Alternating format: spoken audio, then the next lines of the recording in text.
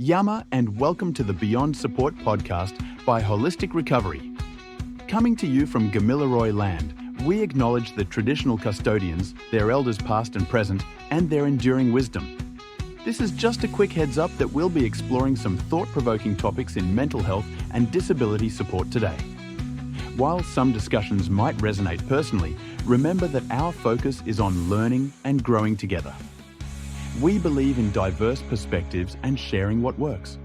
Let's begin this journey together. Hi everyone, this is your podcast host, Charlie, and welcome to our very first episode. I'm absolutely thrilled to kick things off today. Joining us is Millie from Holistic Recovery, and we've got something super interesting lined up for you on the Beyond Support podcast. I'm genuinely excited about this conversation. Let's dive right in. I've been thinking a lot about support worker boundaries in the mental health and disability sector, you know? It's something that keeps coming up in conversations I've been having. Yes, Charlie. That's actually such an important topic, and it's something I'm really passionate about because, it affects literally everyone in the sector. Yeah, and I figured our listeners would get heaps out of this because, we all struggle with it sometimes, right? Absolutely, and you know what? It's one of those things that no one really talks about enough, but it's so crucial for both support workers and the people they're supporting. So, Millie, could you break down what professional boundaries actually mean in our sector? Yeah, look, professional boundaries are really important. They're basically like invisible lines that separate our professional role from our personal life. You know what I mean? These guidelines that help us maintain a working relationship while still being supportive and caring. And why are they so crucial specifically in disability and mental health work? The thing is, we're working with people who are often in really vulnerable situations, right? And we spend so much time with them, supporting them through really personal stuff. But we need to remember that we're there as professionals, even though we genuinely care about their well-being.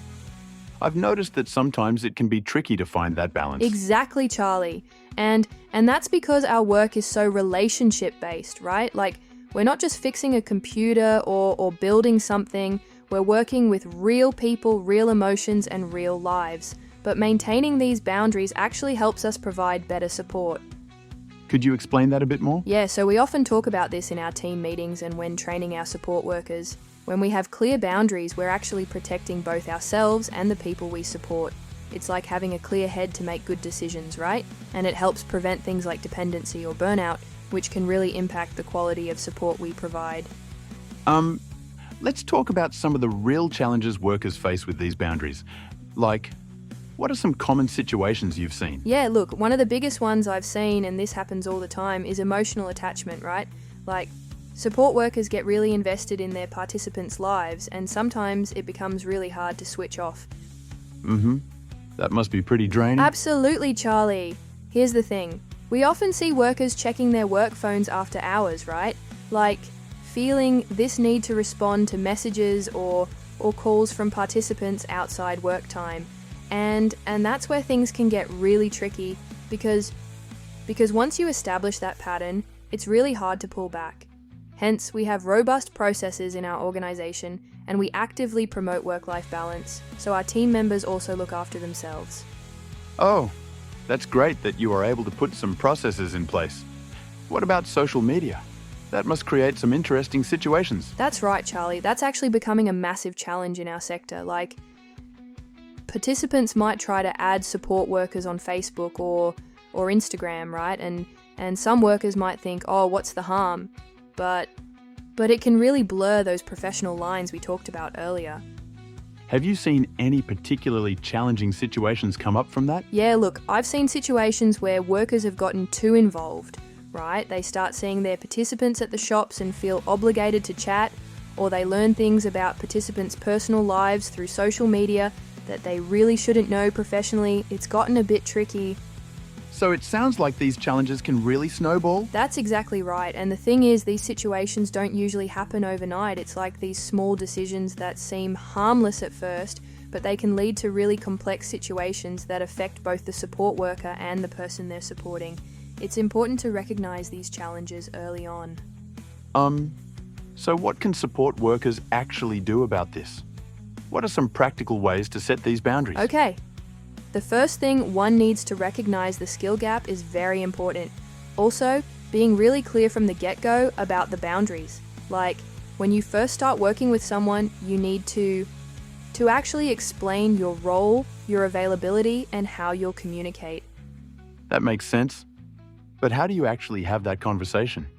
So, what I usually recommend is having a proper yarn about it in your first meeting. For example, you might say something like, I'm available Monday to Friday, 9 to 5, and the best way to reach me is via my work phone. And after hours, you can call our after-hour line. And here's the important bit, you've got to stick to it, right? Like, if you get a message after hours, wait until your next shift to respond unless it's a proper emergency. But how do you maintain that support relationship while keeping these boundaries? That's a really good question. Look, it's all about being professional, but still showing that you care, right? You can be warm and supportive during your work hours and still maintain those boundaries. For example, if a participant asks for your personal phone number, you can say, I want to make sure you get the best support possible, and that means contacting our after-hours team when I'm not available. We at Holistic Recovery often create a support plan with other mainstream resource where participant can utilize during the after hours so they don't form dependency on us. Oh, what about when things get really emotional? If the things gets very emotional, rather professional, I think this is the indicator that you as a support worker need to step back as boundaries are blurred. Don't get me wrong, and this does happen in our line of work, however, it's how you will respond to that. It's important. We need to remember that being professional actually helps us provide better support. Like, we can validate someone's feelings without taking them home with us, right? And sometimes that means saying something like, I can see this is really affecting you, and we've got some great counselling services that can provide the additional support you need. So tell me, what else can be done to maintain the professional boundaries and make sure support workers are looking after themselves? Charlie, I like to share one important thing. One thing is underestimated in our sector is supervision. Support worker need to get regular supervision with their supervisor and talk about these things openly.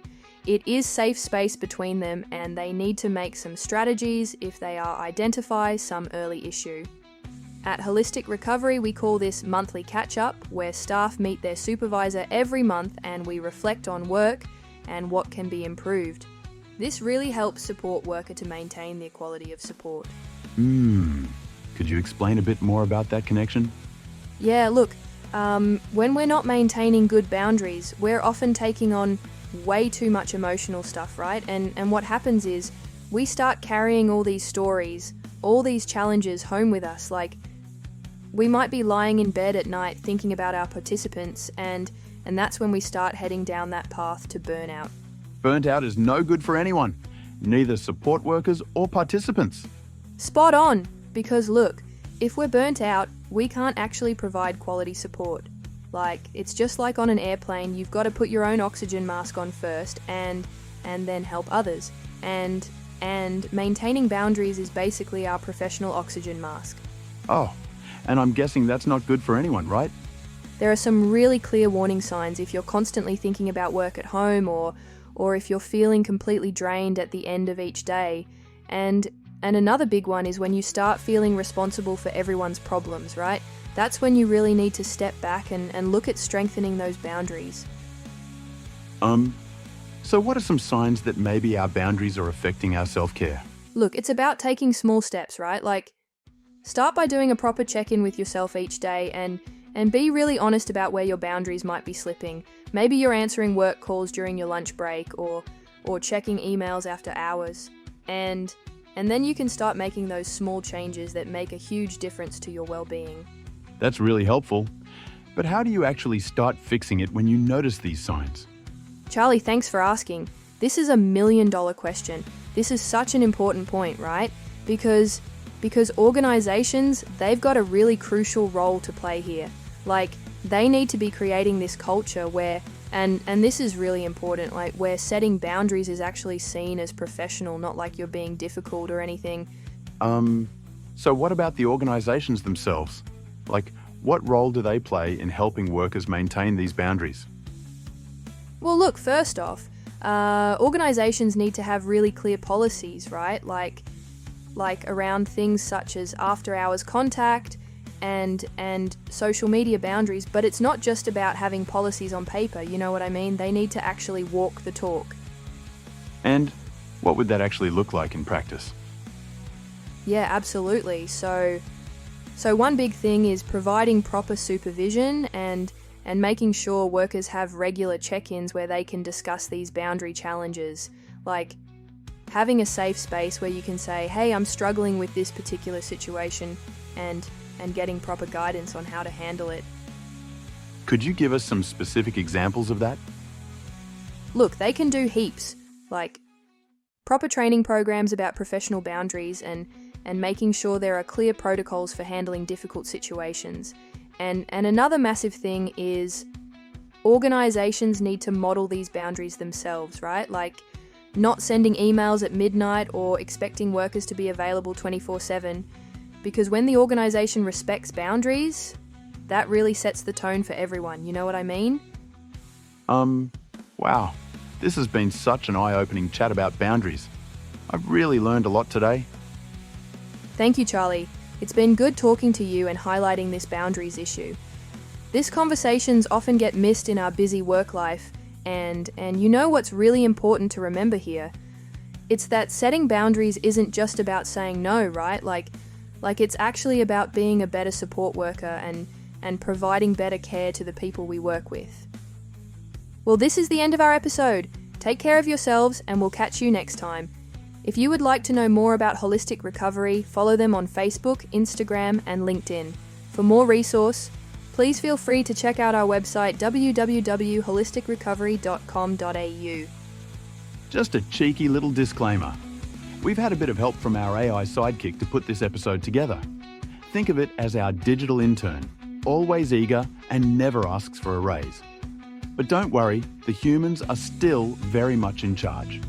Got any thoughts on our podcast or ideas for future episodes?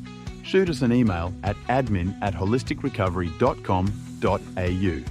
Thanks for tuning in. See you next time.